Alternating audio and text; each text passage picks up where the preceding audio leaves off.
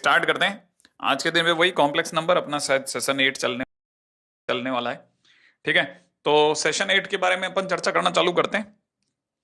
पिछली बार, लेकिन सेशन 7 को कैसे भूलें, मतलब पिछली बार वाले में क्या क्या देख लिया था एक बार के लिए जरा दोबारा सोच लेते हैं। हम लोगों ने शायद रोटेशन थ्योरम तक बात ठहरा दी थी और रोटेशन थ्योरम पे भी हम लोग कुछ 2-3 क्वेश्चन तो करके गए होंगे, क्योंकि इतना तो मुझे लगता है कि एवरेजली हम लोगों ने कर लिया होगा। और मैंने शायद ये बात आपको बोली थी कि हम और क्वेश्चन करेंगे क्योंकि रोटेशन थ्योरम बहुत इंपॉर्टेंट है, लिटरली बहुत इंपॉर्टेंट है। और एक तरह से यूं समझ लीजिए कि छोटी छोटी, अगर by the way complex number की 10 जान है, माने अगर बाय द वे उसके बेचारे के 10 हार्ट हैं, तो उनमें से एक हार्ट का नाम रोटेशन थ्योरम है। तो सभी हार्ट्स के चलने पे ही कॉम्प्लेक्स नंबर चलेगा, तो अगर देखा जाए तो उसमें से एक को बहुत अच्छे से डील करने की जरूरत है। स्टार्ट करते हैं remaining part of the rotation theorem. चलिए, मैं आपको ये बता दूं, क्वेश्चन के अंदर पहला क्वेश्चन बहुत इंपॉर्टेंट है। इस तरह के क्वेश्चन अक्सर पूछे जाते रहे हैं, तो अपने को इस तरह के बेसिक क्वेश्चन की नॉलेज होनी चाहिए कि एबीसीडी अपने आप में एक स्क्वायर है। और क्वेश्चन वाला कह रहा है कि इसका जो सरकम सेंटर है, हालांकि ये थोड़ा अजीब लगेगा आपको सरकम सेंटर, लेकिन सरकम सेंटर एक तरह से यूं समझ लीजिए एक ऐसा पॉइंट जिसकी चारों वर्टिसेस से दूरियां हाँ बराबर हो। ठीक है, तो क्वेश्चन वाला ये कह रहा है कि एबीसीडी एक स्क्वायर है जिसका सरकम सेंटर ओरिजिन है और एक वर्टेक्स ए है जो कि रिप्रेजेंट हो रहा है 1 - आयोटा से। ठीक है, तो दूसरे वर्टिसेस बताओ स्क्वायर के। फोटो आ गई। ठीक है, ये कहानी है साहब। ए अपने आप में 1 - आयोटा है और अपने आप में ए बी सी डी इस तरह से फैले हुए हैं। ओके, अभी बता देता है। अगर मैं बी की बात करता हूं तो बी बहुत क्लियरली यहां पे सबको पता चलता है कि बी जो है वो अपने आप में इससे 90 डिग्री रोटेट होकर के आया है, और वो भी एंटी क्लॉकवाइज। तो एंटी क्लॉकवाइज अच्छा है।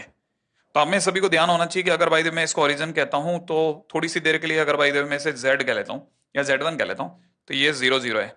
तो मैं इसे कैसे बोलूंगा, Z - 0। याद दे रखना, ये टर्न होगी। ठीक है, और इसे फाइंड करना है। ठीक है ना, तो जिसे फाइंड करना है वो हमेशा ऊपर रहता है। तो Z1 - 0 अपॉन में, है ना, इसे अगर बाई द वे मैं Z ही कहता हूं, Z कहता हूं, तो Z - 0, राइट है ना, इजिकल टू में ई की पावर में आयोटा, कितना एंगल घुमा, π/2। लेकिन सर बीच में सर वो मॉडुलस भी तो आएगा, हाँ ले लेते हैं उसे भी आपके लिए। तो Z - 0 इंटू में ई की पावर आयोटा π/2 कर लेते हैं। तो सबको पता है कि सर ये तो अपने हमें मॉडुलस में Z1, मॉडुलस में Z इंटू में ई की पावर आयोटा π/2 है। मैं यहाँ पे बता दूं आपको कि Z1 जिसे मेरे को फाइंड आउट करना है वो B है, और जिसे मैं Z बोलूंगा तो Z का मतलब आप समझ जाना 1 - आयोटा है। क्या बोला मैंने, Z कौन है, 1 - आयोटा। ओके, अच्छा ये हमारे को पता है कि ये दोनों तो बराबर हैं। क्यों, क्योंकि ये दूरी और ये दूरी तो बराबर है, तभी तो सरकम सेंटर बना। तो ये दोनों बराबर है तो कैंसिल आउट हो गया। एक तरह से Z1 अगर मुझे निकालना है तो Z की क्रॉस मल्टीप्लाई कर देते हैं। तो Z इंटू ई की पावर आयोटा π/2। अब चलते हैं ई की पावर आयोटा π/2 क्या है, कॉस π/2 प्लस आयोटा साइन π/2। ठीक है, तो Z की जगह Z और यहां लिख लेते हैं कॉस π/2 प्लस में आयोटा साइन π/2। धीरे धीरे वापस आप एक बार रिदम में आ जाएंगे। कॉस π/2 बोले तो 0, साइन π/2 बोले तो 1, 1 इंटू आयटा बोले तो आयटा। तो Z इंटू आयटा बना एक तरह से। अब Z कौन है, Z अपने आप में 1 - आयटा है, इंटू में आयटा करा तो आप में सभी को पता है आयटा +1 बन गया। माने ये Z1 क्या बन गया, 1 + आयटा बन गया। अच्छा, ये हुआ पहली बात। अभी पूरी नहीं, अदर वर्टिसेस के अंदर तो C भी है। अब मैं बात कर रहा हूं C की। C को थोड़ी सी देर के लिए Z2 बोल देते हैं, राइट है। Z2 जो है वो Z1 को 90 डिग्री रोटेट करने पे आया। Z2 जो है वो Z1 को 90 डिग्री रोटेट करने पे आया। आप चाहे तो A को 180 डिग्री रोटेट करके भी काम चला सकते हैं। क्या बोले सर, A को 180, हाँ A को डायरेक्ट 180 कर दो या फिर B को 90 डिग्री रोटेट कर दो। तो देखो यहां लिखूंगा Z2 - 0। क्यों, क्योंकि ये फाइंड करना है। कब, जब मैं इसे टर्न करूंगा तब। अब मैं इसे टर्न कर रहा हूं, B वाले को टर्न कर रहा हूं, तो Z2 - 0 अपॉन में नीचे कितना, Z1 - 0, और यहां पे मॉडुलस में Z2 - 0 अपॉन में मॉडुलस में Z1 - 0 इंटू में ई की पावर आयोटा π/2।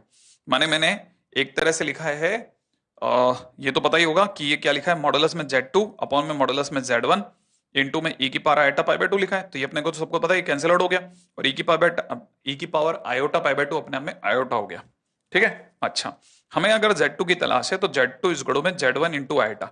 अब Z1 कौन है, Z1 अपने आप में 1 + आयोटा है, इंटू आयोटा, मल्टीप्लाई करते ही कितना हो जाएगा, आयोटा -1। तो कहना मतलब C की वैल्यू निकल गई आयोटा -1, आयोटा -1, आयोटा -1। ओके, अब चलते हैं लास्ट वाले पे, थर्ड। अब मैं निकालता हूं डी। अच्छा, डी अगर मेरे को निकालना है तो मैं उल्टा भी आ सकता हूं, याद रखना, 1 माइनस आइटा से उल्टा आ जाऊंगा, क्लॉकवाइज। उल्टा मतलब क्लॉकवाइज, और क्लॉकवाइज अगर आएंगे तो माइनस में थीटा लेंगे। लास्ट क्वेश्चन में सिखाया था मैंने आपको, मान लो भूल गए, दोबारा देखो। ये क्वेश्चन नहीं आया, उसके बाद वाला दोबारा देखो, तो शायद धीरे धीरे जैसा मैं देखता आया हूं, 2 या 3 क्वेश्चन के बाद में अपने सभी की गाड़ी रिदम में आ जाती है। फिलहाल अपने जेड डी को मान लिया Z3, तो Z3 माइनस 0 ये अपनी लाइन हो गई। हम Z माइनस 0 को उल्टा रोटेट कर रहे हैं, तो ये हमें फाइंड करना है और हम इसे टर्न करेंगे, राइट है। तो याद है फाइंड अपॉन टर्न, तो कहना मतलब Z3 माइनस 0 अपॉन में Z minus 0 is equal to में मॉडुलस में Z3 अपॉन में मॉडुलस में Z इंटू में e की पावर आयोटा माइनस का पाई बाय 2। उल्टा आ रहा हूं ना, क्लॉकवाइज रोटेशन की वजह से मैंने माइनस पाई बाय 2 लिया। अब ये दोनों तो कैंसिल आउट हो गया, e की पावर आयोटा पाई बाय 2 का मतलब हो जाएगा माइनस आयोटा। आप सोचना, तो फाइनली Z3 इज इक्वल में हो गया minus iota into Z। Minus iota तक तो ठीक है, Z कौन है, Z अपने हमें 1 माइनस आयोटा है, तो मल्टीप्लाई कर लेते हैं माइनस आयोटा और -1। तो फाइनली अगर देखा जाए तो it is minus iota -1 is my answer. तो एक तरह से मैंने चारों धीरे धीरे धीरे धीरे इसको 90 अप किया, वो निकाला, फिर 90 अप किया, सी निकाला, फिर 1 माइनस आयोटा को 90 क्लॉकवाइज घुमाया तो डी आ गया। थोड़ा थोड़ा कॉपी करते चलें, जैसे जैसे आपका पेन चलता रहेगा, आपका दिमाग चलता रहेगा, और जैसे जैसे आपका दिमाग चलता रहेगा आपसे क्वेश्चन बनते रहेंगे बड़े धैर्य के साथ। अगला क्वेश्चन धीरे धीरे आगे बढ़ते हुए चल रहे हैं, आपको ये क्वेश्चन लिखने में आना चाहिए, फिर अपन अगले पे चलेंगे। रेडी? तो आगे बढ़ते हैं, रेडी? अगला क्वेश्चन करेंगे। ओके, अगला क्वेश्चन क्या कहता है साहब, अगले क्वेश्चन पे चर्चा करते हैं, नेक्स्ट क्वेश्चन, ठीक है। अगला क्वेश्चन कहता है कि अगर Z1 Z2 Z3 और Z5 Z6, ओहो छे, बहुत सारे जेड दे दिए भाई, ठीक है। ये अपने आप में क्या कह रहा है, वर्टिसेस है रेगुलर हेक्सागन के, जिसका सरकम सेंटर, अच्छा सर सरकम सेंटर माने वो पॉइंट जिससे सब बराबर दूरी पे, माने रेगुलर हेक्सागन है, हाँ हाँ। और क्या, एक बार जरा अगर भाई हम लोग इसके हिसाब से चलें तो दिमाग लगाते हैं, ये हमारा रेगुलर हेक्सागन है, ठीक है। अच्छा, इसमें Z1 ये मान लेते हैं, Z2 Z3 Z4 Z5 Z6 ये हो गए। अच्छा, सरकम सेंटर होने की वजह से सब बराबर दूरी पर है Z0 से, Z0 इस पॉइंट का नाम है, ठीक है। अच्छा, अब क्या कहता है क्वेश्चन वाला कि Z1 जो है वो रिप्रेजेंट हो रहा है -1 + 2 आइटा से, हाँ दिख रहा है वो साफ। आगे क्या बोल रहा है कि find the other vertices of hexagon. बड़े धैर्य के साथ सुनो, मैं अगर इसे 60 डिग्री घुमाऊंगा, ठीक है ना, तो मेरे पास Z2 आ जाएगा। कितने डिग्री पे, 60 डिग्री, 60 डिग्री घुमाऊंगा Z2 आ जाएगा। अच्छा, माने मुझे ये फाइंड आउट करना है, क्या सर, मुझे ये लाइन फाइंड आउट करनी है, ठीक है। अगर मुझे ये लाइन फाइंड आउट करनी है तो इस लाइन को फाइंड करना है, और इसे मैं टर्न करूंगा 60 डिग्री, तो फाइंड अपॉन टर्न होता है। फाइंड के लिए क्या बोलूंगा, फाइंड के लिए बोलूंगा जिसे फाइंड आउट करना है वो आपकी नजर में Z2 है, मेरी नजर में Z2 माइनस Z0 है, क्योंकि लाइन के दोनों हिस्से पकड़ने होते हैं, याद है ना, Z2 माइनस Z0। अच्छा, किसे टर्न करा, टर्न करा है Z1 को, तो एक तरह से Z1 माइनस Z0, और ये किसके बराबर होता है, modulus of Z2 minus Z0 upon में Z1 माइनस Z0 इंटू में e की पावर आयोटा, और कितने एंगल घूमे, कितना रोटेशन रहा, π/3। अच्छा, और ये दोनों दूरियां बराबर हैं, क्योंकि ये डिस्टेंस और ये डिस्टेंस इक्वल है, तो कैंसिल आउट हो गया। मुझे क्या चाहिए, Z2 माइनस Z0। मैं आपको बता दूं Z2 माइनस Z0, और Z0 की वैल्यू दे रखी है कितनी, 1 + 2 आइटा, तो ब्रैकेट में लिख लेता हूं 1 + 2 आइटा इज इक्वल टू में e की पावर आयोटा π/3। e की पावर आयोटा π/3 को भी खोल देते हैं आप लोग, cos π/3 प्लस में आयोटा sin π/3, राइट है। और जो ये नीचे की तरफ Z1 माइनस Z0 है, इसको अभी भी यही सॉल्व करते हैं, रेडी, सॉल्व कर रहे हैं। Z1 का मतलब -1 + 2 आइटा, माइनस Z0 का मतलब 1 + 2 आइटा, तो पहली बात तो ये और ये कैंसिल आउट हो गया, नीचे बन रहा -2, उसको क्रॉस मल्टीप्लाई कर देंगे, तो it is Z2 minus 1 + 2 iota cos π/3 half plus में आयोटा √3/2, ये तो हुआ काम खत्म, इनटू में ये दोनों का मल्टीप्लिकेशन इज -2। अच्छा, ये Z2 माइनस में 1 + 2 आयोटा पड़ा है, क्रॉस मल्टीप्लाई करते इट इज -1 माइनस का आयोटा √3, ठीक है। अच्छा, तो फाइनली Z2 की वैल्यू निकलने वाली है, जब मैं इसको इधर लेके जाऊंगा तो ये और ये कैंसिल आउट हो जाएगा, तो माइनस का 2 आइटा जिस दिन इधर आएगा तो प्लस का 2 आयोटा माइनस का आयोटा √3 बन जाएगा, तो कहना मतलब आयोटा ब्रैकेट में 2 माइनस √3 इज माई आंसर। ठीक है, तो आंसर इज आयोटा ब्रैकेट में 2 माइनस √3। मुझे एक बार और दोबारा चेक कर लेने दीजिए, धैर्य के साथ में आगे बढ़ूंगा तो मेरे को एक एक चीज क्लैरिटी के साथ दिखेगी। हो सकता है कोई प्रिंटिंग मिस्टेक हो जाए, तो उससे बचने के लिए एक बार दोबारा देख लेना चाहिए। इतना पता है, फाइंड अपॉन टर्न, फाइंड हो रहा है Z2 माइनस Z0, टर्न हो रहा है Z1 माइनस Z0, सही है। उनका मॉडुलस एक दूसरे को कैंसिल आउट करके e की पावर आयोटा पाई बाय 3 को खोल दिया cos pi by 3 plus iota sine pi by 3, इसको ही दोबारा खोला हाफ प्लस आयोटा √3/2। अच्छा, Z1 की जगह लिखा -1 प्लस 2 आयोटा, और ये अपने 1 plus 2 iota, 2 iota cancel out हो गया, -2 को क्रॉस मल्टीप्लाई कर दिया, गुड है। ये 1 प्लस 2 आयोटा इसको मल्टीप्लाई करा तो अपने लिए आ गया -1 और माइनस का √3, वेरी गुड।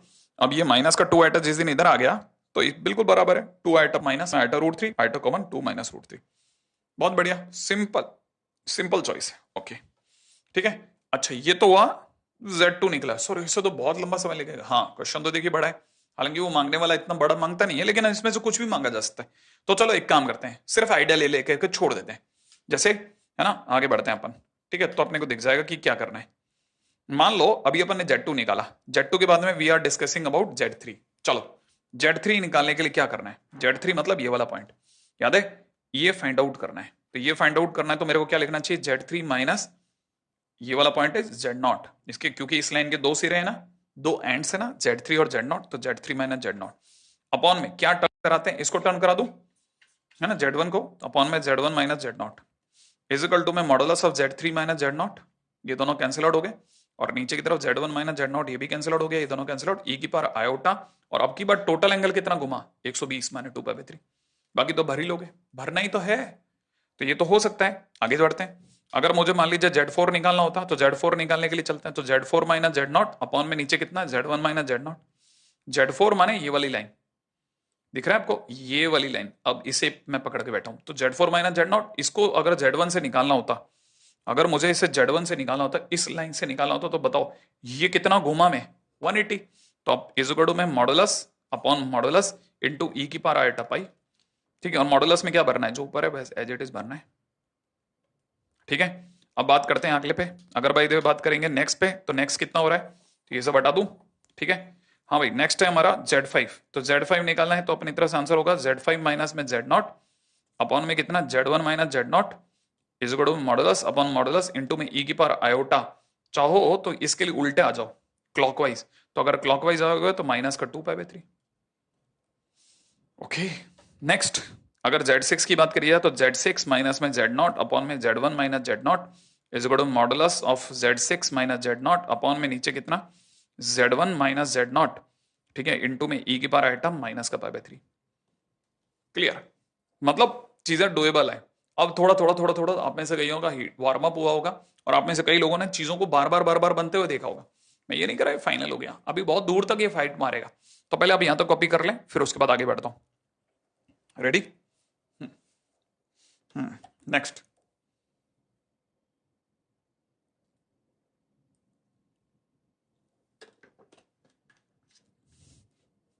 जी सब बहुत बढ़िया है, रोटेशन थ्योरम तो अपने आप में आहा वाली फीलिंग देती है, क्यों, क्योंकि पता है सबको सबसे टफ पार्ट यही है।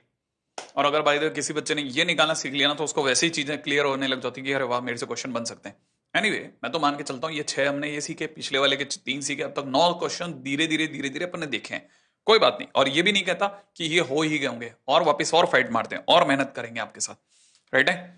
अगले पॉइंट पे बात करते हैं, अब इसके बाद की चीजों को देखते हैं। देखिए सब क्वेश्चन के अंदर दे रखा है रोटेशन थ्योरम।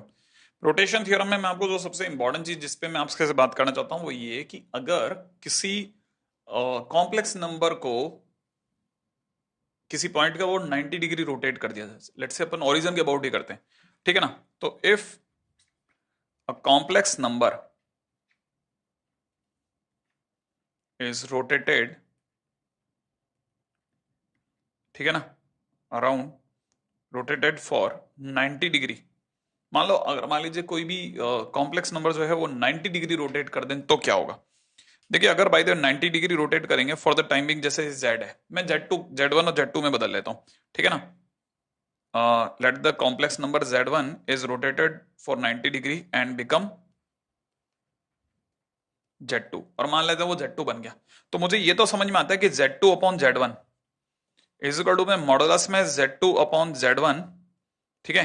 अब हमने एक ही कॉम्प्लेक्स नंबर को 90 डिग्री रोटेट करा तो बट ऑब्वियस है e की पावर आइटा में 90 मतलब e की पावर आइटा पाई बाय 2 बनेगा, और ये दोनों तो बराबर हैं क्योंकि अरे उसी कॉम्प्लेक्स नंबर को तो रोटेट करा तो दोनों की लेंथ तो बदली नहीं, तो ये दोनों कैंसिल आउट हो जाएंगे। तो फाइनली मेरे पास में Z2 इज इक्वल टू में e की पावर आइटा पाई बाय 2 का मतलब आयोटा होता है इनटू Z1 हो जाएगा।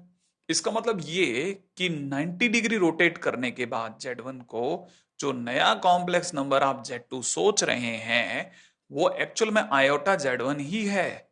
माने Z का 90 डिग्री पर रोटेशन आयोटा Z होता है। लेकिन सर ये तो एंटी क्लॉकवाइज रोटेशन हुआ ना। हाँ, अगर आपने एंटी क्लॉकवाइज लिया तो एग्जैक्टली अगर आपने एंटी क्लॉकवाइज लिया तो ऐसा होगा। लेकिन अगर बाय द वे किसी ने इफ रोटेशन इज क्लॉकवाइज, अगर मान लो वो क्लॉकवाइज हो जाए तो हाँ बड़ा इंटरेस्टिंग, अगर वो क्लॉकवाइज हो जाए तो Z2 अपॉन में Z1 is equal to modulus Z2 upon modulus Z1 into में e की पावर आयोटा ब्रैकेट में माइनस का पाई बाय 2 हो जाएगा साहब, क्योंकि आप क्लॉकवाइज 90 डिग्री घूम गए, ये दोनों फिर नलीफाई कर देंगे तो Z2 is equal to minus iota into Z1 हो जाएगा। इसका मतलब ये कि Z1 को अगर 90 डिग्री क्लॉकवाइज घुमाओगे, एंटी क्लॉकवाइज घुमाओगे तो आयोटा Z आएगा, और क्लॉकवाइज घुमाओगे तो माइनस का आयोटा Z आएगा। तो यहां ही बहुत काम की चीज है कि Z को 90 डिग्री रोटेट करो आयोटा Z को पीछे की तरफ 90 डिग्री रोटेट करो तो माइनस का आयोटा Z। ये तो हुआ 90 डिग्री को लेकर के। अब इसी तरह से एक और केस भी बहुत ही फेमस है, राइट है, इस वाले को हटा रहा हूं थोड़ी सी देर के लिए, है ना। एक और केस जो बहुत फेमस है वो ये कि अगर मतलब ये थोड़ा फ्यूचरिस्टिक बात है कि if complex number Z1 is rotated, ठीक है, rotated eight angle 2 pi by 3 and becomes Z2, then Z2 upon Z1 is equal to modulus Z2 upon modulus Z1 into e की पावर आयटा 2 पाई बाय 3 होगा। हाँ होगा। ये दोनों cancel out होंगे, हाँ होंगे। तो Z2 अपॉन में Z1 इज इक्वल टू में e की पावर आयटा 2 पाई बाय 3 को कुछ लोग प्यार से ओमेगा भी बोलते हैं, ध्यान से समझ लेना भाई, क्या बोलते हैं, ओमेगा। हाँ ये अभी आप थोड़ी देर मतलब अगले लेक्चर में शायद सुन लेंगे जब हम लोग क्यूब रूट ऑफ यूनिटी पे चलेंगे तब, ठीक है। तो इसे ओमेगा बोलते हैं फिलहाल, है ना। तो ओमेगा इंटू जेड ओमेगा होगा, ठीक है। फिर अपने को पता चल गया इस तरह से Z2 की वैल्यू कितनी निकलेगी, ओमेगा Z1। तो इसका मतलब ये कि अगर किसी कॉम्प्लेक्स नंबर Z को 120 डिग्री रोटेट करेंगे तो वो ओमेगा Z कहलाएगा। और अगर बाय द वे यही एंटी क्लॉकवाइज ना करके क्लॉकवाइज रोटेशन कर रहे होते 120 डिग्री तो ये माइनस का ओमेगा Z कहलाता, ठीक है। आई और नहीं, ओमेगा स्क्वायर Z कहलाता। ये बड़ी शानदार चीज है। अगर आपने उससे 2 पाई बाय 3 आगे घुमाया तो ओमेगा Z, और अगर बाय द 2 पाई बाय 3 पीछे घुमाया तो माइनस ओमेगा Z नहीं, हाँ ओमेगा स्क्वायर Z बनेगा। याद रखना, बड़ी क्लासिक बात है ये। अब यही चीज आपको याद रखना है क्या कि अगर बाय द पॉजिटिव डायरेक्शन में 2 पाई बाय 3 घूमेंगे तो ओमेगा Z, और पीछे की तरफ जाएंगे तो, क्योंकि फ्यूचरिस्टिक बात है ये, मेरा तो निकला अगले लेक्चर में समझ में भी आ जाएगी। अभी आपकी कॉपी में ये रख लीजिए, ठीक है ना। तो काम की चीज 90 डिग्री घुमाएंगे तो आयटर जोड़ दीजिए। अब इससे क्या फायदा था ना, इससे ये फायदा था कि आपको याद रहेगा। तो देखो कैसी कमाल की बात मैं आपके सामने रख सकता हूं, ठीक है। मान लीजिए कि मैं थोड़ा पीछे चलता हूं, ठीक है, सारी चीजों को पीछे लेके चलते हैं अपन। तो अब देखो जब हमने ये स्टार्ट किया था, ठीक है, तो हमारे पास में ये एक क्वेश्चन आया था ना। हाँ, तो हमने क्या किया था कि 1 माइनस आयटा से ये सारे क्वेश्चन सॉल्व करे थे और 90 डिग्री घुमा करके ऐसे करा था। लेकिन अगर भाई देवे किसी बच्चे को ये आयटा वाला फंडा अगर याद रह गया तो वो डायरेक्ट भी खेल सकता था। कैसे, सोचो, अगर ये ठीक है ना ए है तो बी उससे 90 डिग्री एंटी क्लॉकवाइज रोटेशन पे आ रहा है, तो बस कुछ मत करो, आयटा से मल्टीप्लाई कर दो। ए से बी में जाने के लिए आयोटा से मल्टीप्लाई कर दो, दैट्स इट। आयोटा से अगर आपने मल्टीप्लाई किया तो आयोटा इंटू 1 माइनस आयोटा करने के साथ ही आपको आयोटा प्लस 1 मिल जाएगा, जो कि है ये। और फिर आगे अगर भाई तो 90 डिग्री आगे जाना है तो 90 डिग्री के लिए फिर आयोटा से मल्टीप्लाई कर दो इसको। तो ये एक तरह से 1 प्लस आयोटा का भी आयोटा से मल्टीप्लाई है, एक तरह से ये आयोटा माइनस 1 है। तो आपको अगर भाई तो ये बात समझ में आ गई कि किसी भी कॉम्प्लेक्स नंबर को 90 डिग्री रोटेट करना है एंटी क्लॉकवाइज, तो कुछ नहीं करना, आयोटा से मल्टीप्लाई करो, दैट्स इट, क्वेश्चन फिनिश। आप अगर बाय द वे ये बात समझ गए तो ये एक बहुत अच्छा रास्ता है। मैं वापस अपनी जगह पे चलना चाहता हूं, ठीक है। तो मैंने इतनी दूर तक जो जो भी समझाया मेरा दाना ख्याल है होपफुली आप में से कई लोगों को क्लिक कराओगा आप कि कोई नई चीज है। तो उम्मीद है कि आप में से सभी लोगों ने ये देखा कि अच्छा इसको तो शॉर्ट ट्रिक है। शॉर्ट ट्रिक नहीं है, आपको समझ में आ जाएगा, हाँ शॉर्ट मेथड है कुछ एक जो अपने को धीरे धीरे क्लिक करने लग जाते हैं। अब मैं आपको बहुत ही काम की दो कंडीशंस बताता हूं, ठीक है, बहुत ध्यान से देखना। अगर भाई तो आपने इसे समझ लिया तो मैं आपको बोल रहा हूं ना, थम्स अप मेरी तरफ से, और वो भी 100 टाइम्स थम्स अप अगर आप इसे समझ गए तो।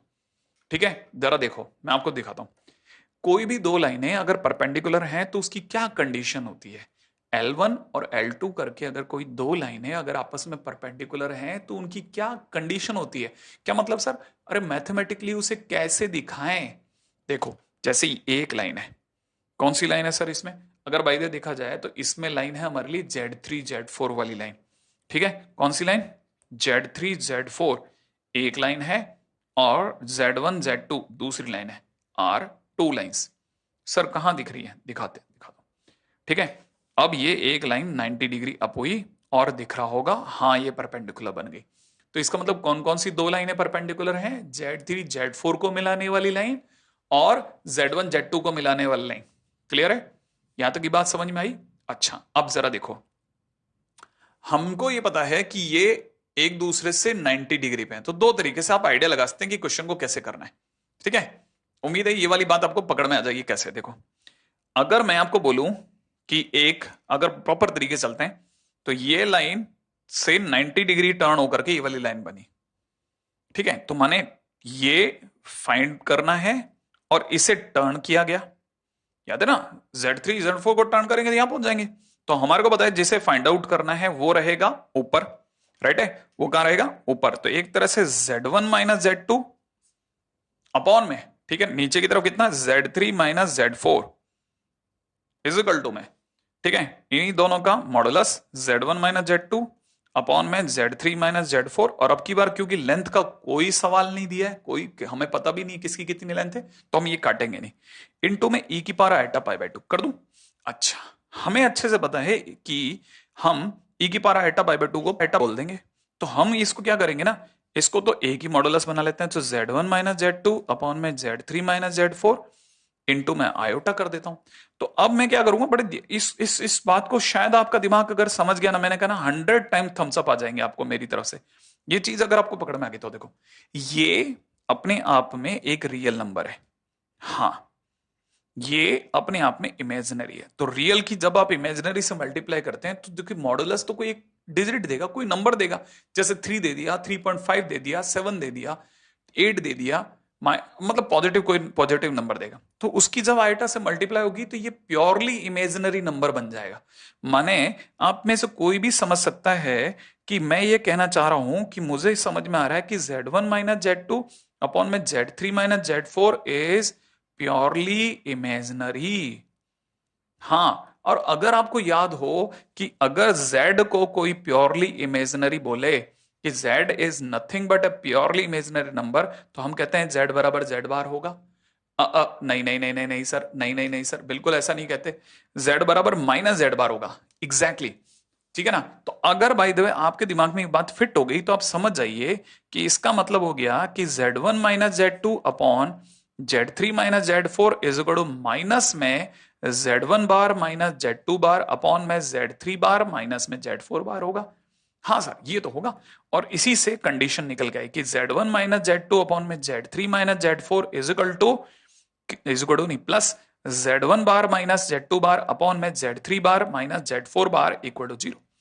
अगर आप ये वाली बात पकड़ गए तो आपको थम्स अप है 100 टाइम्स। कहने का मतलब आप में से कोई भी बच्चा अगर ये बात समझ गया कि ये हुआ क्या। ठीक है, अब इसी को छोटे से भी दिखा सकता था मैं चीज को बहुत छोटे से भी दिखा सकता था। ठीक है, लेकिन एक्चुअल में मैंने जान करके आइटा में मल्टीप्लाई नहीं किया। आप में सभी को लगा होगा सर यूं 90 डिग्री घुमा रहे हैं, आइटा से मल्टीप्लाई करेंगे। हाँ मैं कर सकता था, लेकिन मैं आपको बताऊं, हम आइटा से मल्टीप्लाई करते हैं ना तो तब करते हैं जब जेड को आइटा से मल्टीप्लाई करते हैं तो 90 डिग्री अप करके आइटा जेड लिख देते हैं। लेकिन उस केस में जेड जो है वो अपनी लेंथ नहीं बदलता। यहां क्या है, मेरे पास में Z3 माइनस Z4 की लेंथ और Z1 माइनस Z2 की लेंथ नहीं थी, तो इसलिए मैंने क्या है आइटा से मल्टीप्लाई करना सही नहीं समझा, प्रॉपर धीरे धीरे रास्ते से गया। दोबारा बताता हूं, ये समझ में आया कि ये बराबर आयटा पाई बाय 2 होगा, फिर इसकी जगह आयटा लिखेंगे, ये अपने आप में एक कंप्लीट इमेजिनरी नंबर बनेगा, ये इसके बराबर है, इसका मतलब एलएचएस प्योरली इमेजिनरी होगा। और अगर कोई कॉम्प्लेक्स नंबर प्योरली इमेजिनरी होता है तो वो खुद के माइनस बार के बराबर होता है, फिर माइनस वाले को इधर की तरफ ट्रांसपोज कर दीजिए, ये आपकी कंडीशन आ गई। ठीक है, अब जिनको ये बात समझ में आ गई 100 टाइम थम्स अप। अब सोचिए, अगर बाय द वे ये ऐसा ना होकर के दूसरी कंडीशन पे गौर करते हैं। ठीक है, अगर बाय द वे दो लाइनें, अगर ऐसा ना होकर के दो लाइनें पैरेलल होती, यही दो लाइनें अगर पैरेलल होती तो क्या होता सर?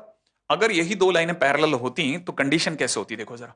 आप में से कोई भी समझ सकता है कि पिछली बार था Z1 माइनस Z2 अपॉन में Z3 माइनस Z4, ठीक है ना, मॉडुलस में Z1 माइनस Z2 अपॉन में Z3 माइनस Z4, और जब परपेंडिकुलर था तो e की पावर आयटा पाई बाय 2 कर रहे थे, क्योंकि पैरेलल होगी तो e की पावर आयटा 0 हो जाएगा, है ना। एज लाइंस आर पैरेलल, क्योंकि लाइन पैरेलल तो मैं आयटा 0 करूंगा, करोगे सर बिल्कुल, इसमें क्या डाउट है। और अगर आयटा 0 करेंगे तो इसका मतलब cos 0, बोले तो 1, ये तो 1 लिखा है, cos 0 plus eta sin 0, sin 0 तो हट जाएगा, प्योरली 1 लिखा है, और ये अपने आप में एक रियल नंबर है, माने ये कंप्लीट रियल नंबर है, कंप्लीटली रियल है। इसका मतलब ये कि अगर ये प्योरली रियल है तो मैं इस बात को यहां लिखता हूं, प्योरली रियल नंबर। और जब भी कोई कॉम्प्लेक्स प्योरली रियल होता है तो वो खुद के बार के बराबर होता है। अरे भाई z, अगर भाई दो कोई आपको ये बोल दे कि z is a purely real, तो जो पहली चीज अब आपके दिमाग में आती है वो ये कि z बराबर z बार है। तो इसका मतलब ये चीज अगर अगर कोई कहेगा कि ये एक प्योरली रियल नंबर है तो मैं समझ जाऊंगा कि इसका मतलब Z1 माइनस Z2 अपॉन में Z3 minus Z4 is equal to इसका खुद का बार। हाँ, फिर इस बार को इस साइड ले आते हैं तो ये माइनस Z1 बार माइनस में Z2 बार अपॉन में Z3 बार माइनस में Z4 bar equal to 0 is my condition. लो, condition for lines to be parallel, दो लाइनों के पैरेलल होने की कंडीशन है साहब ये। और कौन सी दो लाइनों के पैरेलल होने की कंडीशन है? L1 L2 को जोड़ने वाली, और सॉरी Z1 Z2 को जोड़ने वाली और Z3 Z4 को जोड़ने वाली लाइन के पैरेलल होने की कंडीशन। ठीक है, अगर ये वापस आ गया तो वापस मेरी साइड से थम्स अप। आपको बहुत शानदार देख रहे हो, आप बहुत शानदार चीजें समझने की कोशिश कर रहे हो, इस लेवल की मैथ्स अगर आपको आ गई तो बल्ले बल्ले।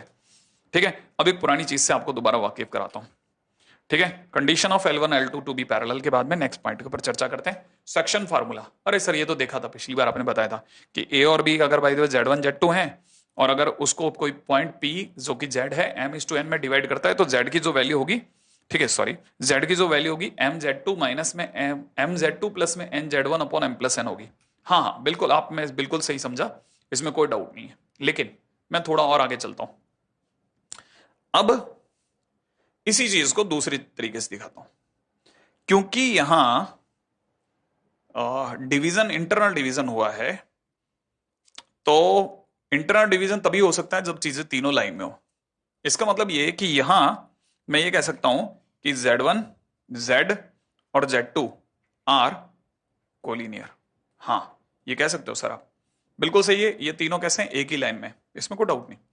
लेकिन अगर ये तीनों एक ही लाइन में हैं तो इसका कोई और यूज भी कर सकते हैं, बिल्कुल कर सकते हैं, इसको समझो आप। अब अपनी कॉपी में अगला टाइटल डालते हैं, वह है condition of 3 complex number to be collinear. अगर कोई 3 नंबर अगर कोलिनियर है, कोई लंबा काम नहीं, बहुत आसान काम है, तो कैसे दिखेगा? ये अपने आप में ऐसा होगा, बहुत सिंपल, लिटरली बहुत सिंपल है, बिलीव मी। ठीक है, अब मैं आपको दिखाता हूं इन तीनों को जोड़ने वाली लाइन ये रही। फिर से रेशो दिखाता हूं, अब रेशो देखना आप। ठीक है, आपको पता है कि Z1 Z2 के बीच का gap modular Z1 minus Z2, Z1 Z2 Z3 के बीच का गैप, दोबारा सुनिएगा, Z2 Z3 के बीच का गैप, Z2 Z3 के बीच का गैप, Z2 Z3 के बीच की डिस्टेंस, Z2 माइनस Z3 का मॉडुलस। अच्छा, Z1 Z3 के बीच का डिस्टेंस Z3 माइनस Z1 होगी। यहां तक तो कोई डाउट ही नहीं ना, इसमें तो कोई डाउट ही नहीं है ना भाई। अच्छा, अब थोड़ी सी देर के लिए एक चमत्कारी बात कीजिए, मैं इसको m मान लेता हूं और इसको n मान लेता हूं, तो ये m और ये n है।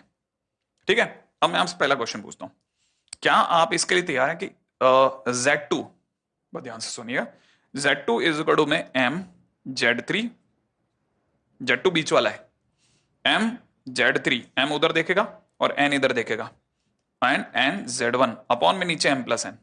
आराम से सोच लो, हाँ या ना, मुझे पता है आपके जवाब हाँ आने वाला है। ठीक है, अब सुनो, m की जगह वैल्यू वापस रख दूं। m किससे माना था?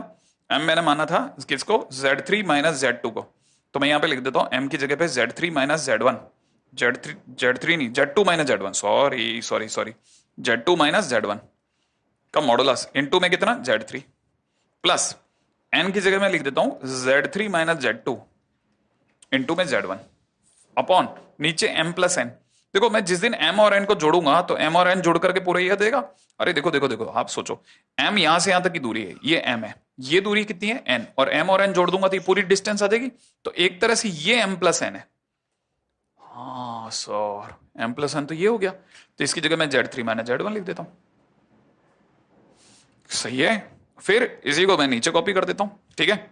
इसी को अगर अब इसी चीज को अपन और आराम से दिखते हैं, यहां तक की बात तो आई की होगी। इसी को थोड़ा और गंदे से लिख दिया। अगर आपने इसी को गंदे से लिख दिया तो 100% बात है क्या कि जैसे आपने इसे बेकार सी फॉर्म में लिखा तो दुनिया कहेगी वाह वाह क्या कंडीशन लिखी आपने, ठीक है। अब देखते हैं आप में से कितने लोग इसकी मतलब वाह वाह खुद ही लूट पाएंगे। मतलब आप में से कितने लोग ऐसे होंगे जो इसको समझ पाएंगे कि कहानी क्या हो रही है। राइट, देखें, दिमाग लगाएं। चलो देखते हैं। क्या आप ये बात समझते हैं कि ये लिखा है Z3 इंटू में Z2 minus Z1 plus Z1 into Z3 minus Z2, ठीक है, माइनस Z2 इंटू मॉडुलस में Z3 minus Z1 equal to 0। If yes then this is your answer, ठीक है। अगर यही है तो ये आपका आंसर है, बस दैट्स इट। ये कंडीशन आ गई, 3 पॉइंट के आपस में एक ही लाइन में होने की कंडीशन। 3 पॉइंट्स के आपस में एक ही लाइन में होने की कंडीशन है और अपने आप में इनफ है। हालांकि एक बात तो यहां पे भी अपने आप में खत्म हो जाती। आप अगर थोड़े भी समझदार हैं तो आपको क्लियर हो गया होगा कि कहानी क्या जा रही है, ठीक है। थोड़ा अलग तरह की चीजें चल रही हैं अब आज के वाले उसमें, ठीक है। इसी तरह की एक और चीज नोट कराता हूं, ठीक है। अगले टाइटल पे बात करते हैं। ये Z1 Z2 को जोड़ने वाली लाइन, ये Z3 Z4 को जोड़ने वाले लाइन, राइट है। अच्छा, Z3 Z4 और Z1 Z2 लाइन दिख गई। जो पहली येलो लाइन है वो बीटा एंगल पे है, जो Z3 Z4 को जोड़ रही है वो अल्फा एंगल पे है। इसमें तो कोई डाउट नहीं ना। अच्छा, अगर मैं मान लेता हूं कि इन दोनों के बीच का एंगल थीटा है, कितना है? थीटा, ये दिख रहा है थीटा। इन दोनों के बीच का एंगल थीटा है। तो ये एक तरह से ये है जैसे मैंने इस लाइन को जो ब्लू कलर की थी हुआ करती थी को मैंने टर्न कराया है। इस लाइन को मैंने टर्न कराया है थीटा एंगल पे, तो मैं यहां पहुंच जाऊंगा, मैंने इसे फाइंड कर लूंगा। तो एक तरह से रोटेशन ऑफ Z3 Z4 माने नीचे वाली लाइन को थीटा एंगल पे घुमाने पर ऊपर वाली लाइन आने का है। बनता है सर। और अगर बनता है तो मैं ये कह सकता हूं कि थीटा कौन? Beta minus alpha. बीटा कौन? बीटा तो एंगल था सर। किसका एंगल था? बीटा अपने आप में Z1 Z2 को जोड़ने वाली लाइन का एंगल था, और एंगल बोले तो आर्ग्यूमेंट, तो argument of Z1 minus Z2। और अल्फा कौन? Z3 Z4 को जोड़ने वाली लाइन का एंगल, और वो कितना दे रखा है? Argument of Z3 minus Z4। इसका मतलब थीटा कितना बन गया? Argument of Z1 minus Z2 upon Z3 minus Z4। तो याद रखना, it is nothing but the rotation of angle theta, है ना। शानदार चीज। तो बस सबसे पहले इसको नोट डाउन कर लीजिएगा। अब मैं इससे रिलेटेड कुछ काम की चीजों पे लोकस दिखाऊंगा। फॉर द टाइम बिंग ये हो सकता है आपके काम की चीज बन जाए, ठीक है। आगे चलेंगे नेक्स्ट पॉइंट के ऊपर, फटाफट से इसे नोट डाउन कर लें आप, ठीक है। नोट डाउन कीजिएगा अगला पॉइंट।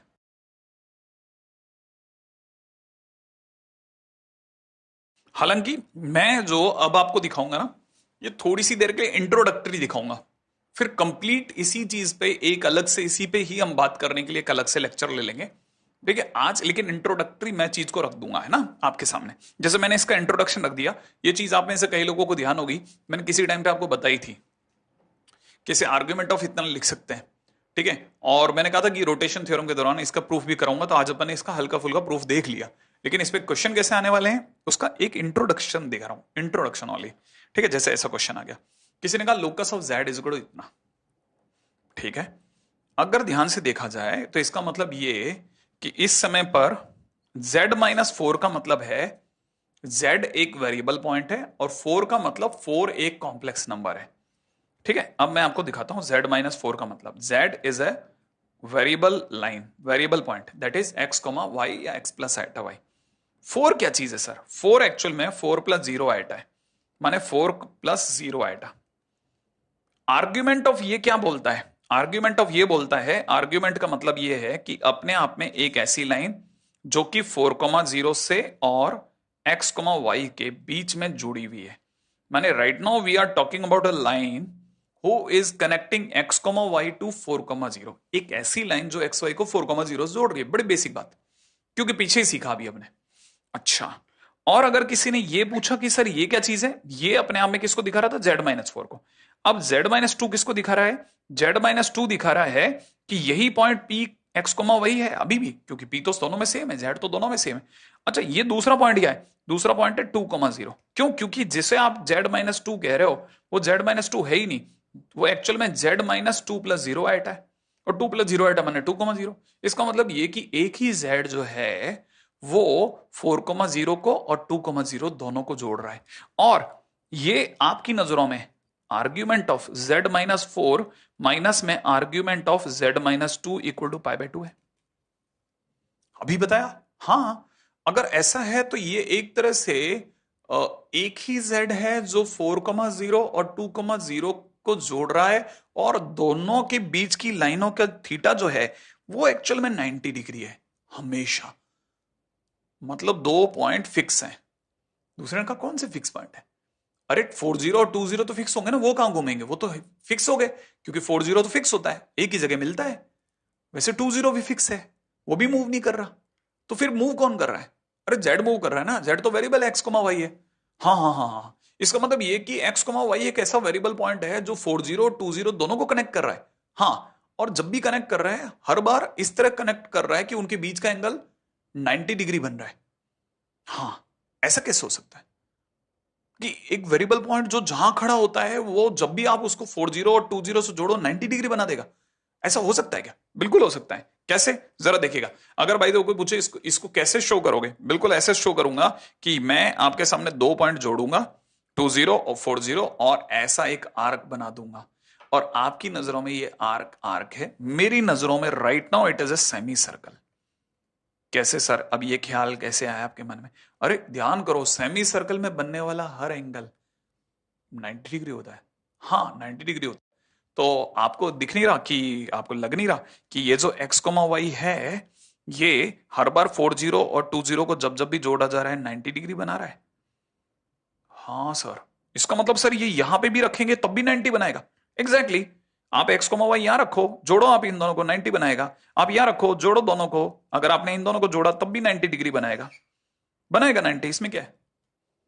अरे सर ये तो बहुत सही है, इसका मतलब ये तो हर बार, ये तो आप x, y कहीं पे भी ले लो तो ये तो अपने आप में सेमी सर्कल का लोकस हो गया। यस एग्जैक्टली, सेमी सर्कल का लोकस हुआ उल्टा। तो कहने का मतलब ये कि अगर प्लस का π/2 है तो अब ये अपसाइड बनाएगा। मतलब अब क्या नया है सर? मैंने कहा पहले तो इसको लिख लेते हैं कि द लोकस इज, ठीक है, locus of z is semi circle. ठीक है, ये अपने आप में सेमी सर्कल होगा, पहला पॉइंट। दूसरी बात, अगर कल को किसी के मन में आ गई कि सर इस सेमी सर्कल की इक्वेशन निकालनी है तो ऑब्वियस ही बात है कि आपको पता चल गया कि 40 और 20 जो है वो डायमेट्रिक एंड पॉइंट हो गए। हाँ, तो सर डायमीटर फॉर्म लगा देंगे। ठीक है, where 20 40 are diametric end points. अरे वाह सर, ये तो बहुत सही है, क्लासिक चीज बताई आपने। हाँ, अब देखो दूसरी, ये क्लासिक नहीं और क्लासिक, अभी थोड़ा और गंदगी फैलेगी ना तब अपने को पता चलेगा कि ये तो और बहुत भारी चीज जा रही है। ठीक है, तो फिलहाल तो हमारे को ये पता चल गया कि ये वाला एंगल जो है 90 है, ये वाला एंगल 90, ये वाला एंगल 90, तो इस वजह से बराबर जा रहा है।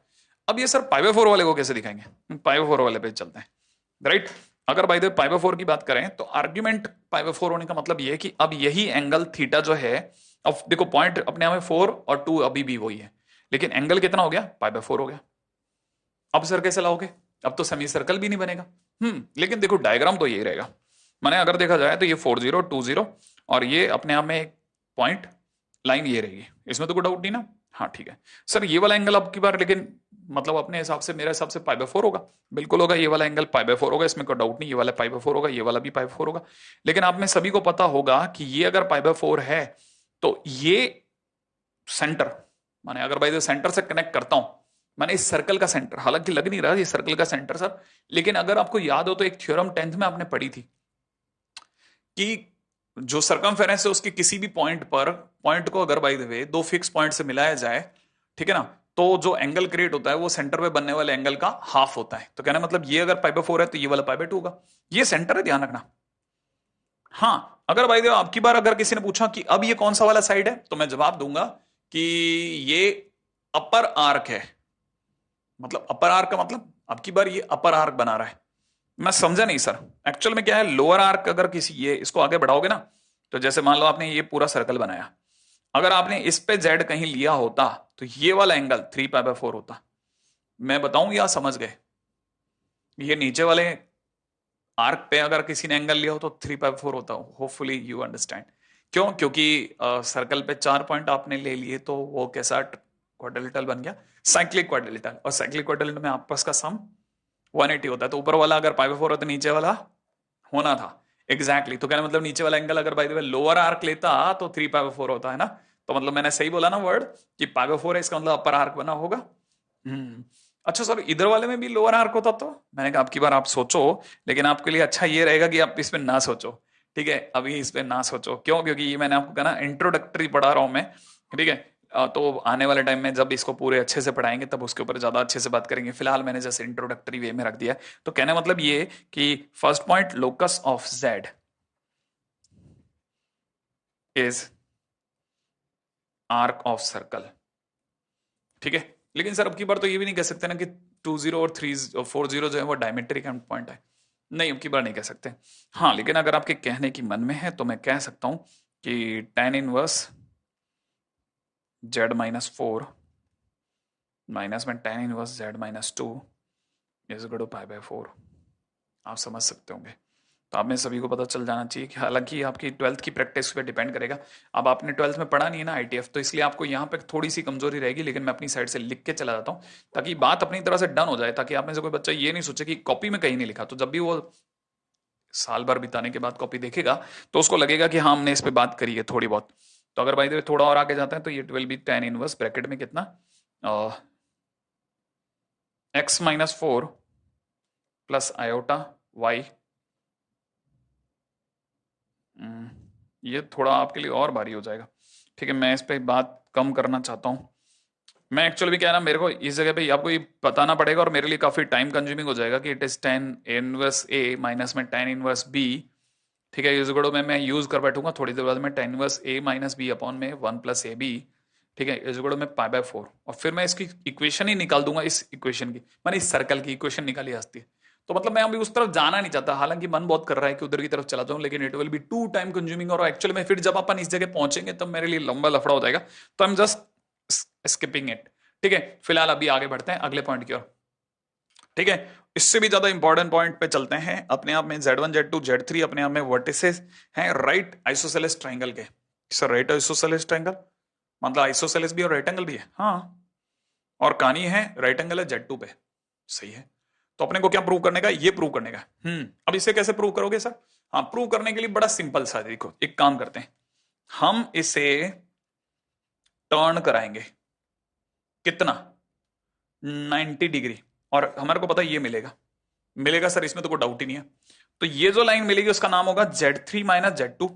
तो मैं अपनी तरफ से अगर देखा जाए तो Z3 माइनस Z2 अपॉन, ठीक है ना, Z1 माइनस Z2 है ना, इज इक्वल टू में modulus of it, modulus of the same into में एक ही बार आइटा π/2 बनते हुए देख रहा हूं, क्योंकि 90 डिग्री होगा ही होगा, बिल्कुल होगा। तो आप में से कोई भी समझ सकता है कि ये दोनों तो इक्वल होंगे क्योंकि आइसोसेलेस ट्रायंगल कट जाएगा। तो यहां से बन जाएगा Z3 minus Z2 is equal to में Z1 माइनस Z2 है ना इनटू में आयोटा। ई की पावर आयटा π/2 का मतलब आयटा होता मेरे दोस्त। हाँ बिल्कुल। अब अपने को एक काम करने का है, दोनों साइड स्क्वायरिंग कर रहा हूं, तो Z3 माइनस Z2 का होल स्क्वायर इज इक्वल में Z1 माइनस Z2 का होल स्क्वायर इंटू -1। सोच लेना, कर दिया। अच्छा, अगर मैंने स्क्वायरिंग कर दिया तो खोल देते हैं, Z3 का स्क्वायर प्लस में Z2 का स्क्वायर माइनस में 2Z3 Z2 इज इक्वल में इसको खोला Z1 का स्क्वायर प्लस में Z2 का स्क्वायर, हा माइनस खुलने की वजह से माइनस का Z1 का स्क्वायर माइनस में Z1 का स्क्वायर माइनस में Z2 का स्क्वायर, यही तो होगा। ठीक है, और प्लस का 2Z1 Z2। ठीक है, अब इस वाली पार्टी को उधर ले चलो तो फाइनली हो जाएगा Z1 का स्क्वायर प्लस में 2Z2 का स्क्वायर प्लस का Z3 का स्क्वायर और ये सारी पार्टी इधर आकर के ट्वाइस ऑफ पूरी कहानी में से Z2 कॉमन आ जाएगा, ब्रैकेट में रह जाएगा Z1 प्लस Z3। हो गया प्रूफ, कहानी फिनिश। अब आप में से कई लोगों को रोटेशन क्लियर होने लग गया, अगर यार रोटेशन बहुत काम की चीज है। और सर ये जब भी दो पॉइंट देखते हैं तो उसको एक कुछ मान लेते हैं और Z3 माइनस Z4, इसको Z1 माइनस Z2, और फिर सट से सोच लेते हैं 90 डिग्री उठता है। इवन उन्होंने तो क्या करा है ना, आर्ग्यूमेंट में भी लेना चालू कर दिया। हाँ, मैंने कहा ना, आप जैसे जैसे लेक्चर में आगे बढ़ते चलोगे, कोई चीज अगर अभी समझ में नहीं आई और आपने अगर नोट डाउन कर रखी है तो वो धीरे धीरे धीरे धीरे आपको और आगे जाने पे समझ में आएगी, बिलीव मी। ठीक है, अब एक पुराना मेरे पे और उधार है, उस पर भी बात करने का टाइम है। Z1 Z2 Z3 अपने आप में एक इक्विलेटरल ट्राइंगल के वर्टिसेस हैं। ओके, इक्विलेटरल ट्राइंगल लाओ, ले आया। ठीक है, वर्टिसेस दिखने लग गए। तो अब सर मेरे को पता है आप क्या करोगे, आप इसे टर्न कराओगे। ठीक है ना, और टर्न कराओगे कितना, टर्न कराओगे 60 डिग्री, और ये फाइंड आउट होगा। फिर क्या होगा, अगर बाय द वे देखा जाए तो बड़े ध्यान से देखना। अब यहाँ क्या है ना, यहाँ पे बहुत ध्यान से समझने की चीज है। अगर मैंने ऐसा टर्न कराया, ठीक है, तो मुझे टर्न कराते ही क्या होगा, मुझे टर्न कराते ही ये दिखेगा कि Z3 माइनस Z1 अपॉन, क्योंकि ये फाइंड आउट हुआ है, ये टर्न हुआ है। ठीक है, तो फाइंड अपॉन टर्न होता है, तो Z2 minus Z1 is equal to में आइसोसेलेस ट्राइंगल है तो दोनों का मॉडुलस सेम होगा, इनटू में e की पावर आइटा पाई बाय 3 बनेगा, दोनों को उड़ा दो, सफाई से लिख लो। Z3 minus Z1 is equal to में Z2 माइनस Z1 इनटू में e की पावर आयोटा पाई बाय 3 लिख दिया। इसे थोड़ी सी देर के लिए इक्वेशन नंबर 1 नाम दे दो, ध्यान से देखना, बहुत ध्यान से। सेकंड, अब पहली बार ऐसा होगा, फर्स्ट टाइम, अभी तक कभी नहीं किया। ठीक है, सेकंड टाइम, मतलब फर्स्ट टाइम होगा। अब सेकंड पॉइंट पे ध्यान देना। अब मैं क्या कर रहा हूं, जो रोटेशन अभी तक मैंने कराया था वो Z1 पे करा, इस पॉइंट पर मैंने रोटेशन कर दिया था, इसमें तो कोई डाउट नहीं ना। अच्छा, अब मैं क्या कर रहा हूं कि इस रोटेशन के बाद में अगले पे बात कर रहा हूं मैं, अब मैं Z3 पे रोटेशन करवाने की सोच रहा हूं। क्या करूं, Z3 पे रोटेशन। ठीक है, तो जब मैं Z3 पे रोटेशन कराऊंगा तो मेरे को, क्योंकि एंटी क्लॉकवाइज आना है, एंटी क्लॉकवाइज आना है, तो ये टर्न होगा और ये फाइंड होगा। तो मैंने क्या बताया, फाइंड अपॉन टर्न। तो फाइंड क्या हो रहा है, Z2 minus Z3, Z2 minus Z3, याद है ना, Z2 माइनस Z3 अपॉन में नीचे की तरफ देखा जाए तो ये कितना, Z1 minus Z3 is equal to इन्हीं का मॉडुलस इनटू में e की पावर आइटा पाई बाय 3। और क्योंकि इक्विलेटरल ट्राइंगल है तो दोनों की लेंथ बराबर होगी, उड़ा दो। फाइनली यहां से क्या बनेगा, ये बन जाएगा Z2 minus Z3 is equal to में Z1 माइनस Z3 इनटू में e की पावर आइटा पाई बाय 3। ये अपना सेकंड पॉइंट हो गया। अब क्या करेंगे सर, अब क्योंकि मैंने दो चीजें ले आया हूं, अब मैंने आपके सामने एक ही ट्राइंगल पे दो अलग अलग जगह रोटेशन कर दिया है, अब मैं 1 और 2 का डिवाइड कर देता हूं, मैंने इक्वेशन 1 इक्वेशन 2 का बिल्कुल कर रहा हूं। तो Z3 माइनस Z1 अपॉन में Z2 minus Z3 is equal to में Z2 minus Z1 into e की power iota pi by 3 upon में नीचे की तरफ Z1 minus Z3 into e की पावर आइटा पाई बाय 3। अब क्या करोगे सर, अब मैं ये दोनों उड़ा दूंगा, क्रॉस मल्टीप्लाई करते हैं। अगर मैंने क्रॉस मल्टीप्लाई करा तो Z1 Z3 माइनस में Z1 का स्क्वायर माइनस में Z3 का स्क्वायर प्लस के अंदर Z1 Z3 is equal to में, है ना, Z2 का स्क्वायर माइनस में Z1 Z2 माइनस में Z3 Z2 प्लस के अंदर Z1 Z3, ऐसा होगा। अब ये Z1 Z3 कैंसिल आउट हो गया। ठीक है, फाइनली हमारे पास एक आ रहा है, Z2 का स्क्वायर आ गया, एक Z1 का स्क्वायर आ गया, एक Z3 का स्क्वायर आ गया। तो Z1 का स्क्वायर प्लस में Z2 का स्क्वायर प्लस में Z3 का स्क्वायर एक तरफ ले गया। ठीक है, अच्छा, इक्वल टू में Z1 Z3 प्लस में Z1 Z2, ठीक है, प्लस में Z2 Z3। लो साफ, प्रूफ हो गया आए। ठीक है, प्रूफ हो रहा है ये। और इसी वजह से इस साइड को लोगों ने बोला समेशन Z1 का स्क्वायर, इस साइड वाले को बोला समेशन Z1 Z2, और इस पे हम क्वेश्चन कर चुके हैं ऑलरेडी। मैंने आपको कहा था कि मैं इसका प्रूफ रोटेशन में करवा दूंगा। ये मेरा आज का दूसरा भी प्रॉमिस खत्म हो गया। मैंने आपको दो प्रॉमिस फिनिश कर दिए, मैंने आपको दो चीजें प्रूव कर दी है, और बहुत ही काम की चीज है, बिलीव इट और नॉट, ये अपने आप में रोटेशन क्लास चीज है। एक सर्टेन लेवल तक जाकर के सोचना पड़ेगा, और ये आपको बहुत जल्दी अपग्रेड करेगा। कॉपी कीजिएगा और धीरे धीरे इसको सोचिएगा। ऑडियो ऑन जरूर रखना बस।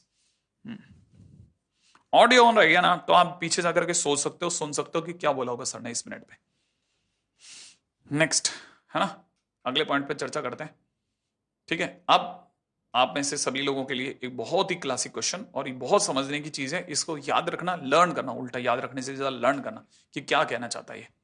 ठीक है, हाँ भाई, नेक्स्ट अगला क्वेश्चन। Z1 से Z6 तक रेगुलर हेक्सागन के वर्टिसेस अभी कराया था, नहीं नहीं दूसरा ये, ठीक है, जिसका सेंटर Z0 है, सेंटर बोले तो वही सर्कम सेंटर, हाँ वैसे ही मान लें आप, ठीक है। कैसा है, ये रहा Z0, Z1, Z2, Z3, Z4, Z5, Z6, ठीक है, और ये कुछ ऐसा है, ठीक है। अगर कह रहा है कि ये, इसका मतलब बता देता हूं, के 1 से लेकर 6 तक, तो मतलब Z1 का स्क्वायर प्लस Z2 का स्क्वायर प्लस Z3 का स्क्वायर प्लस में कितना Z4 का स्क्वायर प्लस में Z5 का स्क्वायर प्लस में Z6 का स्क्वायर इज इक्वल टू में सिग लेमडा को कर दो बाहर, ये अपने आप में Z0 का स्क्वायर, ठीक है। तो अपने को पता करना है लेमडा की क्या वैल्यू और क्या निकालना है, ठीक है। अच्छा, अब इस जगह पर रेगुलर हेक्सागन की एक बहुत ही ब्यूटीफुल बात है जो अपने को पता होनी चाहिए। अब प्रोबेबिलिटी करके चैप्टर जो हम अगले साल में पढ़ेंगे उसमें भी इस पे क्वेश्चन आएगा, तो ये बात अभी से दिमाग में भर लो।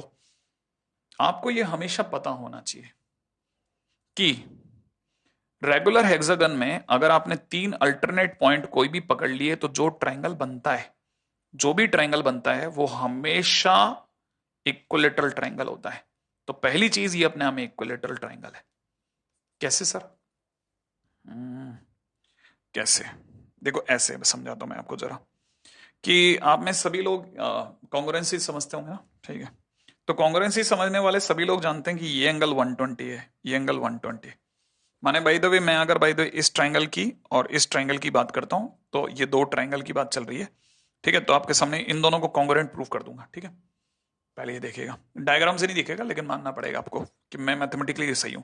120 डिग्री 120 डिग्री, क्लियर है? अच्छा, रेगुलर हेक्सागन होने की वजह से ये और ये और ये दोनों साइड्स बराबर है, तो इन दोनों में खतरनाक, दुनिया की सबसे खतरनाक कॉन्ग्रुएंसी लगी, सबसे डेडली, सबसे डेंजरस कॉन्ग्रुएंसी लगी है, उसका नाम है सास कॉन्ग्रुएंसी। सास कॉन्ग्रुएंसी, साइड एंगल साइड, सास कॉन्ग्रुएंसी लगी भाई। और जैसे सास कॉन्ग्रुएंसी लगेगी आप समझ जाओगे ये कॉन्ग्रुएंट है, माने ये साइड और ये साइड बराबर है।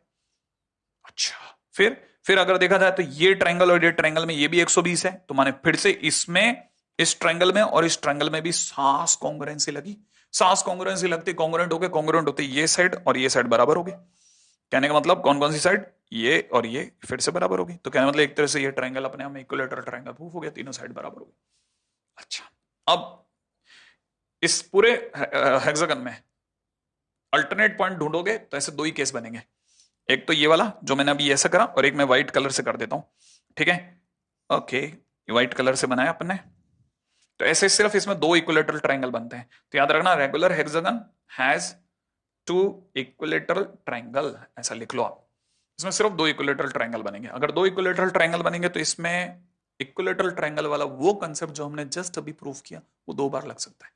कौन कौन सी दो बार लग सकता है जरा देखिएगा। एक बार इस ट्रायंगल के लिए, ठीक है, 3Z0 का स्क्वायर इज इक्वल टू में कितना, ठीक है, Z1 का स्क्वायर प्लस Z2 का स्क्वायर, Z1 का स्क्वायर प्लस Z3 का स्क्वायर प्लस Z5 का स्क्वायर। अरे भूल गए आप, ये चीज मैंने आपको प्रूफ कराई है। हाँ, अगर बाय द वे कोई इसका सेंट्रोइड होगा, ठीक है, तो सेंट्रोइड का जो 3 टाइम्स Z0 का स्क्वायर होगा इसके बराबर होगा। और सेम वे में येलो वाले के लिए भी होगा। अब की बार पॉइंट होगा Z2 Z4 Z6, है ना, तो कहने मतलब ये होगा। और आप दोनों को सम अप कर लो, अगर आपने दोनों को जोड़ लिया तो जोड़ते ही क्या होगा, जोड़ते ही हो जाएगा 6Z0 का स्क्वायर इज इक्वल टू में सिग्मा ZK का स्क्वायर, जहां पे K की वैल्यू 1 से लेकर के 6 तक होगी। प्रूफ हो गया। तो माने K lambda is equal to कितना निकला, lambda is equal to 6। Question finish. Ultimate चीज, ठीक है, लिख दो प्रूव्ड ऑलरेडी।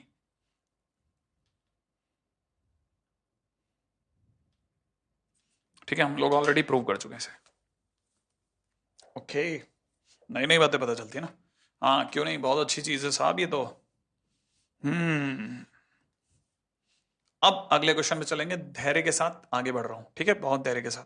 अगला क्वेश्चन, बहुत ध्यान से एक एक चीज पकड़ते चलो, राइट है। देखो, अगर क्वेश्चन में अगला क्वेश्चन लेके आते हैं, क्वेश्चन में पूछ रहा है कि Z1 Z2 Z3 अपने आप में ट्रायंगल के वर्टिसेस हैं इस तरह से कि Z1 -1 Z2 -1 और Z3 -1 का मॉडुलस इक्वल है।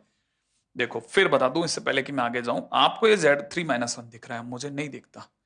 मुझे ये दो कॉम्प्लेक्स नंबर के बीच का डिस्टेंस दिखता है। मैं इन्हें Z1 - Z2 की नजर से देखता हूं। मुझे पता है, इसका मतलब मैं बहुत बार बता चुका हूं और धीरे धीरे मैं आपकी प्रैक्टिस बना रहा हूं कि Z1 और Z2 के बीच की दूरी है।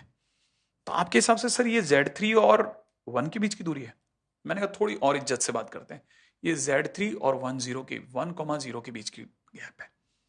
अच्छा, तो फिर सर ये भी Z2 और 1,0 के बीच का गैप है। ये Z1 और 10 के बीच का डिस्टेंस है। मैंने कहा और तीनों डिस्टेंसेस इक्वल है। अच्छा, इसका मतलब ये कि Z1, Z2, Z3 जो हैं वो 10 से बराबर दूरी पे है। बिल्कुल नहीं, तीनों अपने आप में बराबर दूरी पे है। तो मैं आपको बता दूं कि ये अपने आप में वाकई में 1,0 से दूरी है। अब अगर Z1, Z2, Z3 अपने आप में ट्रायंगल के वर्टेक्स हैं और किसी 1,0 से बराबर दूरी पर हैं, तो जिस पॉइंट से तीनों वर्टिसेस बराबर दूरी पर होते हैं वो उसका सरकम सेंटर होता है। माने 1,0 इसका सरकम सेंटर हो गया। अच्छा, 1,0 इसका सरकम सेंटर हो गया। हाँ, 1,0 इसका सरकम सेंटर हो गया। माने इतनी दूर तक जो बात हुई है इसका ये मतलब निकाला गया। ये हमारा पहला पॉइंट हुआ। अब सेकंड वाले पे बात करो। सेकंड वाले में हमारे को दे रखा है Z1, Z2, Z3 is equal to में 3। अच्छा अच्छा अच्छा अच्छा अच्छा अच्छा, अब ये सुनो। मुझे ये पता है कि Z1 plus Z2 plus Z3 is equal to 3 है। इसे 3 को नीचे ले आऊं, इज इक्वल टू 1 कर दूं। हाँ सर, कर सकते हो। मैं जो जो क्वेश्चन पूछता हूं आप अपने आप से पूछ के जवाब देते जाओ। Z1 कौन? Complex number. Z2 कौन? Complex number. Z3 कौन? Complex number. तीनों का सम कितना? कोई और कॉम्प्लेक्स नंबर। डिवाइड बाय 3 करो, थोड़ा छोटा या थोड़ा बड़ा कॉम्प्लेक्स नंबर। इसका मतलब ये कि Z1 plus Z2 plus Z3 is a complex number. हाँ, तो सामने क्या बैठा है? 1। तो 1 को भी क्या होना चाहिए? Complex number. तो जरा 1 को कॉम्प्लेक्स नंबर में दिखाओ। सर 1 प्लस 0 आएगा। अच्छा, इसका मतलब यहां तक के लिए भी आप रेडी है? आप में से सभी को पता है कि अगर मैं इसे ऐसे लिखता हूं कि ये डिवाइड बाई 3 तो ये 1 प्लस 0 आएगा। लेकिन लेकिन लेकिन Z1 plus Z2 plus Z3 by 3 क्या था? याद करो। मतलब क्या था? मैंने आपको बताया था कल के दिन पे ये क्या था। सर नहीं याद आ रहा? अभी तो नहीं। ये सेंट्रोइड था। हाँ sir, mid point Z1 plus Z2 by 2 था और सेंट्रोइड होता था Z1 plus Z3 plus Z1 plus Z2 plus Z3 by 3। इसका मतलब ये क्या चीज है? इसका मतलब ये सेंट्रोइड है। किसका? ट्राइंगल का। कौन सा ट्राइंगल का? जिसके वर्टिसेस Z1, Z2, Z3 है। अच्छा, और सेंट्रोइड किसके बराबर है? 10 के। इसका मतलब 1,0 क्या है? सेंट्रोइड हो गया। लेकिन सर 1,0 तो अपने आप में सरकम सेंटर है और 1,0 सेंट्रोइड भी है। इसका मतलब दोनों सेम है। हाँ, तो क्या लगता है सेंट्रोइड और सरकम सेंटर कब मैच करते हैं एक दूसरे से? मतलब मैच करते हैं मतलब, अरे कब सेम होते हैं? कब एक ही जगह होते हैं? कौन सा ऐसा ट्राइंगल है जब सेंट्रोइड और सरकम सेंटर सेम होते हैं? Sir equilateral triangle. हाँ, तो अब आप समझ गए क्योंकि सेंट्रोइड और सरकम सेंटर सेम है, तो इसका मतलब पक्की बात है कि triangle is equilateral triangle. That's it, that's what we need to say. Okay, ये बात, एक एक बात, छोटी छोटी बात समझ में आ रही है, आ रही है, आ रही है, आ रही है। ठीक है, अगले पॉइंट पे खड़क से चर्चा करते हैं, बढ़िया से जल्दी से चर्चा करते हैं, उसके ऊपर भी बात करते हैं। अगला पॉइंट सुनिएगा। तो आप देखो अपने कॉम्प्लेक्स नंबर पे कितनी सारी चीजें सीख रहे हैं। अब अपन अपन धीरे धीरे अच्छे क्वेश्चंस को डील करना सीख रहे हैं। 3 पॉइंट, Z आयोटा Z और Z प्लस आयोटा Z से बनने वाले एरिया ऑफ ट्राइंगल की वैल्यू 8 है। कल इसका क्वेश्चन मैंने कराया था और मैं आपको अभी याद दिला दूं कि इसका क्वेश्चन कराते समय पे मैंने आपको ये बताया था कि Z अगर यूं है तो आयटा Z 90 डिग्री पे होगा, फिर मैं आयटा Z को शिफ्ट करा लूंगा। याद है ना? और Z प्लस आयटा Z अपने आप में क्या होगा? Z प्लस आयटा Z अपने आप में ऐसा कुछ हो जाएगा। याद दिला देता हूं, ये आयटा Z जो है ये शिफ्ट होकर के यहाँ आ गया आयटा Z। ये Z है, ये आयटा Z है और ये Z प्लस आयटा Z हो गया और ये 90 डिग्री हो गया। और कल मैंने बताया था इस एरिया का ट्राइंगल, इस ट्राइंगल का एरिया, माने मैं इस ट्राइंगल को निकालूं या इसको निकालूं, इसका एरिया सेम ही आएगा। तो इसका मतलब हाफ इंटू में first side mod Z, second side mod iota Z, into में साइन दोनों के बीच का एंगल 90 डिग्री। ये इनका डेल्टा है और क्वेश्चन वाला कह रहा है इसकी वैल्यू 8 है। ठीक है, तो अपने को पता चल गया कि मॉडुलस Z का स्क्वायर इज इक्वल टू 16, इसका मतलब mod Z is equal to 4। Question finish. ठीक है, यही बात हम भी समझाना चाह रहे थे कि एक्चुअल में ये एरिया ये एरिया बराबर है, mod Z is equal to 4 निकलेगा। ठीक है, ये क्लासिक बात है। एक और छोटा सा क्वेश्चन है, बहुत चिंगमुंगो सा। ठीक है, तो मेरे तो निकले सब बन जाएगा अब तो। ठीक है, ओके। अब आप में से कई लोग अब थोड़ा थोड़ा चीजों को क्लिक करने लग जाएंगे कि अच्छा ये कहानी है। ठीक है, तब तक ये पुरानी कहानी को एक बार जरा फटाफट से आपकी नजर के सामने से निकाल देता हूं खटाक से। देखिए, ये एक डायग्राम है। डायग्राम में कौन है? इक्विलेटरल ट्रायंगल है। ठीक है, जिसमें Z नॉट क्या है? बीच का कोई पॉइंट है। अच्छा, ये क्या वैल्यू दे रहा है? 1 - 2 आइटा। वैसे मैंने आपको Z नॉट क्या बताया था? सरकम सेंटर, ठीक है। इक्विलेटरल ट्रायंगल में सरकम सेंटर ही सेंट्रोइड भी होता है। ओके, तो एक बार के लिए काम करते हैं। पूछा क्या है अगले ने, सर Z2 Z3 मांगता है, कैसे निकालेंगे? फोटो इधर लेके आएंगे, तीनों को मिलाएंगे, राइट है। सेंट्रोइड पे अगर भाई देखा जाए तीनों का एंगल 2π/3 होगा, सही है। अच्छा, अगर मुझे इस जगह से 2π/3 एंटी क्लॉकवाइज जाना पड़ गया, तो मुझे याद है कि ये अगर Z1 है, तो 2π/3 जाने पर ये ओमेगा Z1 हो जाएगा। माने जैसे आप Z2 कह रहे हैं वो एक्चुअल में नथिंग बट ओमेगा Z1 होगा। और अगर भाई देवे मैं क्लॉकवाइज चला गया, तो पीछे जाने पर मैंने कहा था, मैं आपको याद दिला रहा हूं, ओमेगा स्क्वायर Z1 हो जाएगा। याद करो, आज ही बात हुई थी कि अगर बाई द वे 90 सॉरी अगर 120 डिग्री आगे गए तो ओमेगा जेड, और 120 डिग्री पीछे चले गए तो ओमेगा स्क्वायर जेड, मैंने बोला था। तो आप डायरेक्ट लिख सकते हैं उस बात को, कैसे, है ना। उम्मीद है बात समझ गए। एक बार के लिए मैं दोबारा से रिकॉल करा दूं। तो अगर बाई द किसी ने पूछा Z2 क्या है, तो Z2 इज इक्वल में कितना हो जाएगा, ठीक है, ओमेगा Z1। ओमेगा की जगह पर आप बोलेंगे तो मैं लिख सकता हूं, एक बार ओमेगा Z1 लिखता हूं। ओमेगा बोले तो e की पावर आयटा 2π/3, ठीक है, इनटू में Z1 की वैल्यू कितनी है, -1 प्लस में 2 iota. Hopefully you all know कि इट इज cos 2π/3 प्लस में iota sin 2π/3। Now you can calculate your answer, -1 plus 2 iota. Time wasting जा रहा है थोड़ा फटाफट से। और Z3 इज गुड में omega square Z is good में e की पावर आयोटा माइनस का 2π/3, नथिंग बट इधर चलते हैं, इनटू में कितना, Z की जगह पे -1 प्लस 2 आयोटा, ठीक है। तो इट इज cos माइनस का 2π/3 इज cos 2π/3 माइनस में आयोटा sin 2π/3 इनटू में कितना, -1 plus 2 iota. That's it, multiply आप कर लेना, मैं जगह बिल्कुल टाइम वेस्ट नहीं कर सकता, आगे बढ़ूंगा। हाँ भाई, स्टार्ट करते हैं द मावर थ्योरम, है ना। एक्चुअली में ये फ्रेंच मैथमेटिशियन था, आर्गन भी फ्रेंच मैथमेटिशियन था, इसलिए ये शायद कॉम्प्लेक्स लिखते टाइम पे भी कंफ्यूज हो गए थे। इसका नाम तो कुछ अच्छा सा चैप्टर होना चाहिए था, एक दो चीज़ें तो कॉम्प्लेक्स सभी में होती हैं, इवन इससे ज़्यादा कॉम्प्लेक्स चैप्टर बहुत सारे थे। तो फिलहाल ये तो सबको पता होगा कि MOI का मतलब फ्रेंच के अंदर अगर देखा तो माँ ऐसे कुछ होता, माँ तो डेमावर थ्योरम है, इट इज, है ना, दी मोइवर थ्योरम नहीं है। हालांकि मेरा प्रोनाउंसिएशन सबसे वर्स्ट है फिर भी, लेकिन मेरे को इतना तो पता है इसका मतलब द माइवर थ्योरम ऐसे कुछ होता होगा, ठीक है। लेकिन अगर बाय द वे इसकी बात करिए है क्या थ्योरम, तो ये एक स्टेटमेंट अगर आपको दिख रहा हो, दो स्टेटमेंट मैंने बोले हैं, ठीक है। तो ये स्टेटमेंट क्या है, बेसिकली द माइवर थ्योरम का स्टेटमेंट ये कहता है कि अगर आपको cos theta plus iota sine theta दे रखा है, ठीक है ना, अगर आपको cos थीटा प्लस में iota sine theta to the power n दे रखा है, तो आप इसे e की power iota theta to the power n बोल सकते हैं। इसका मतलब e की पावर आयोटा n थीटा बोल दोगे, और जैसे आप e की पावर आयोटा n थीटा बोलोगे तो आप cos n theta plus iota sign n theta बोल ही सकते हो, ठीक है ना। तो अब यहाँ पे क्या है ना, ये इसके बराबर होता है, बट आप जब स्टेटमेंट लिखेंगे तो ये बोलेंगे कि cos n थीटा प्लस में iota sine theta sine n theta is the value or one of the value of cos theta plus iota sin theta to the power n। ये actual में ये तो वैल्यू है या फिर one of the value है। अब ये क्या चीज है ये सर, एक्चुअल में ये बात समझने के लिए आपको यूं समझना पड़ेगा कि जैसे मान लो कि कोई कॉम्प्लेक्स नंबर है जिसकी पावर 1/5 निकालनी है, ठीक है ना, किसी कॉम्प्लेक्स नंबर की पावर 1/5 निकालें, let's say I call it k, तो वो एक कॉम्प्लेक्स नंबर ही देगा जो z होगा। तो एक तरह से मैं किसी दिन अगर k को निकालना चाहूंगा तो k इज इक्वल में z टू द पावर 5 होगा। अच्छा, अगर मैं z टू द पावर 5 करूंगा तो z टू द पावर 5 का मतलब ये समझ में आया कि मेरे को एक तरह से z to the power 5 is equal to k उल्टी साइड से देखूं, ये होगा, ये क्वेश्चन यही होगी। तो जब मैं z टू द पावर 5 को सॉल्व करूंगा तो z के मेरे पास में 5 रूट निकल जाएंगे क्योंकि पावर 5 है, तो 5 रूट निकल जाएंगे, तो उनमें से एक रूट ही cos 5 theta plus iota sign 5 theta होगा।